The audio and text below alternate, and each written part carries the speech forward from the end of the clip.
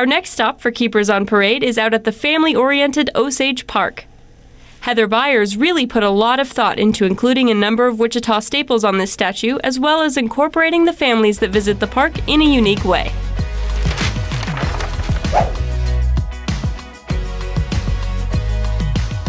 The Osage Keeper, I feel like, is a really important one because in my process of kind of talking with community members, there is kind of a feeling sometimes that the south side of Wichita gets left out for things. So it was definitely good to be able to include them in this birthday celebration.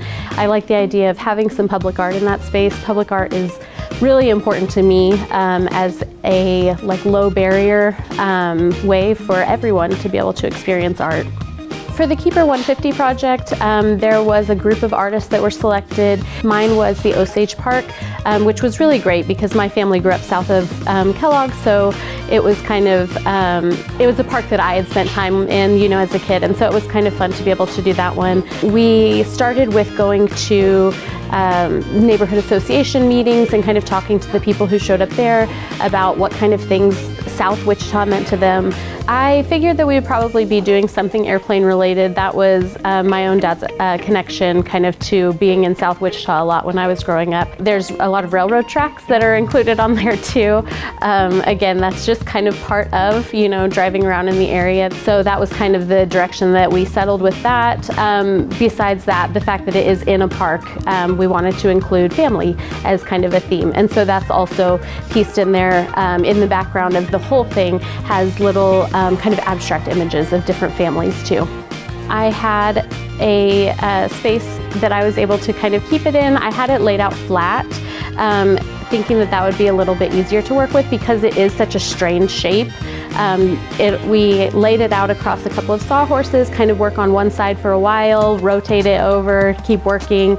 They are really, really massive, but fortunately not quite as heavy as you would expect, so I was able to kind of maneuver it around pretty easily.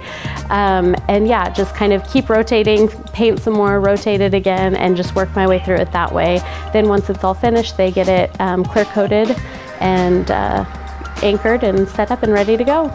I do see pictures pretty frequently where people will tag me, and then I can kind of see, people out just kind of hanging out, having a good time. Public art is something that's really important to me. I want people to be able to enjoy it.